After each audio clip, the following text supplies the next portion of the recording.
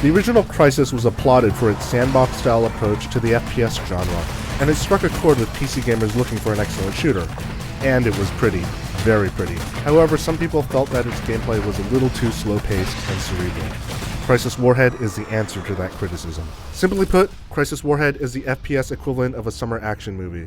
There are still large amounts of freedom as to how you approach a situation, but everything is intensified. The game takes place on the other side of the original Crysis Island, and the story runs concurrently with the first game's story. The difference is that you now play as British Sergeant Michael Sykes, who is aptly named Psycho. This character's reckless abandon combined with third-person cutscenes creates a much more cinematic game than its predecessor. The gameplay is the same as ever. You rely on the nanosuit to give you superhuman abilities and terrorize soldiers in a Predator-like fashion. However, the game has a much bigger focus on large open battles now. There is much less of a lull between fights, and now some battles even combine with other battles to create a fast-paced game of shoot, move, and cover. The aliens are even tougher than they were in Crysis, so you're encouraged to throw everything you have at them. There's a new submachine gun, anti-tank mines, and my favorite, a 6-shot grenade launcher. The single-player game lasted about 5 hours for me, which is not terrible since this game retails for $20 less than Crysis. However, the much-improved multiplayer component called Crysis Wars makes Warhead an even better deal. The new maps create a much more traditional team deathmatch experience. All the crazy super-powered ninja-like things that you can do in the single-player also imply a multiplayer. There is sadly only one vehicle map, but what they have is a blast to play.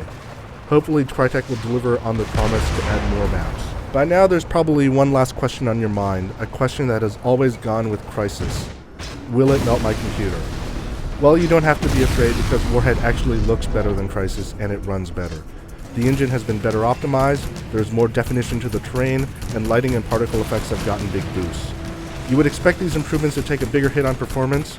After all, the first Crysis is still one of the best looking games out there, but there are still great results on my high-end PC, a slightly older PC with a 8000 GTS, and the much vaulted $700 Crysis PC that Crytek and EA have been touting.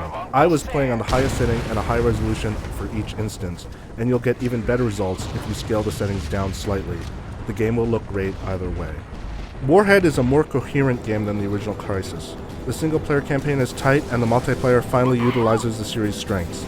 This is not just a tech demo, the gameplay is intelligent, you are rewarded for experimenting, and almost every complaint about Crysis has been addressed.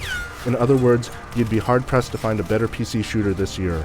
For the full written review, shoot over to IGN.com.